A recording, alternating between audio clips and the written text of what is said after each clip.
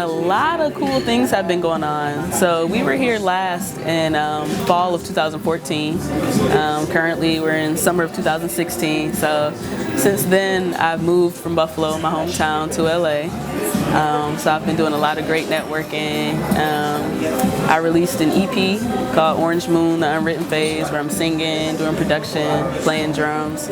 And I also released a single last month called Moonlight. So since then I've been like really honing in on like the whole artist thing. So it's been cool.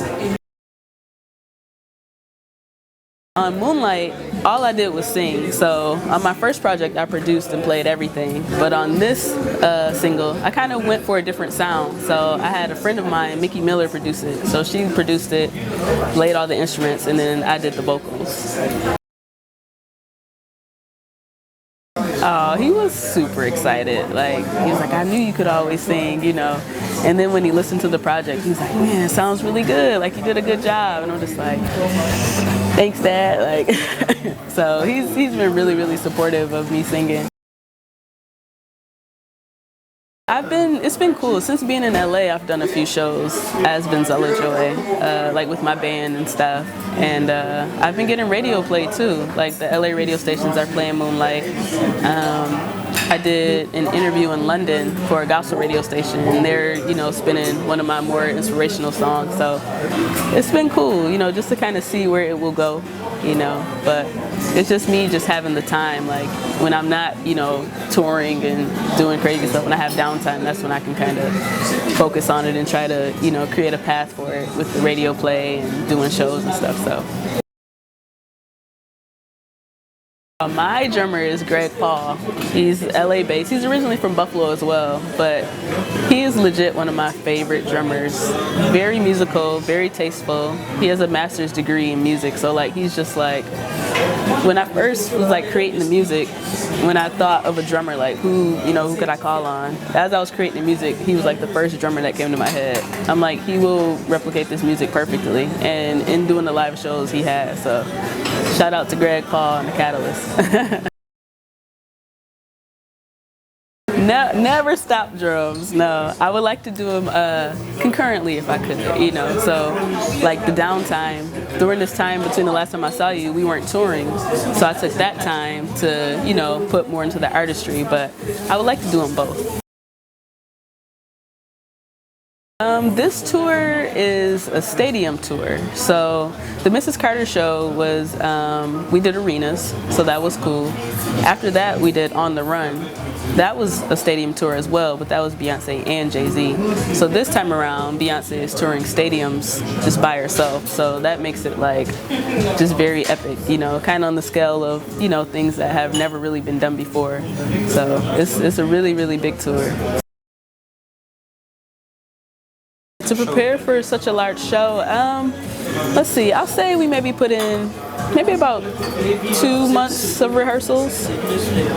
I'll say about 2 to 3 months of rehearsals. So getting together just about every day, listening to the music, playing through it, creating different interludes and changes. So it's been cool. It's definitely a rigorous rehearsal schedule, I would say. I like to stay true to the music, but I'm, you know, creatively an artist as well. So if I hear a spot where it's tasteful, then I'll, you know, add in a little something. Or of late, I've been really liking to accent Beyonce's words.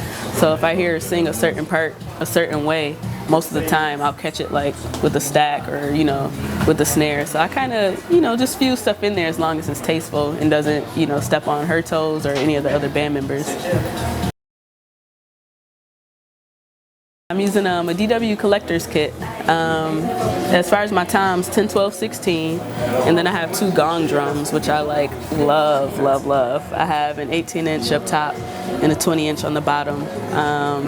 14-inch snare as a main, 13-inch snare on the side, and a host of Zildjian cymbals, 2 hi-hats, Zildjian stack, using 2 crashes and a crash ride. Oh yeah, definitely. Like the gong drum heads are the heads that the tech has to change the most. Like they're dented even more than like my tom heads. For me, it's kind of busy. So day of show, I usually work out every day. So I'll wake up, run 3 to 4 miles, eat breakfast, and then get ready to check out of the hotel. So check out, go to the venue, and then once I get to the venue, I like to start my makeup right away because I don't like, feeling rushed and, so get my makeup done, handle some business if I have time, online, emails, things like that, and then usually eat dinner, and then by that time, we're just about ready to perform. So it's a full day. At this point, we've been doing it for so long, our sound is set, so we don't really have to sound check. On days where I'm, my regular self, I like to go out and explore. Like the last time I was here, definitely went to the Eiffel Tower and Notre Dame, like went and did everything. So it just depends, but I like shopping, just hanging out with friends. I usually have friends in the different cities. I'll hit them up, we'll go jam a little bit, like, just regular stuff. Let's see, I'm playing with B now. If I were to do like a country gig or pop gig, I'd probably say maybe Taylor Swift. Old school, I would like to play with Al Green. I don't even know if he performs soul music anymore because he's like a preacher, but that would be cool. Tina Turner, legendary. I would love to do, even if it was just like a few spot dates with Tina Turner, that would be like epic to me. So kind of like the old school artists.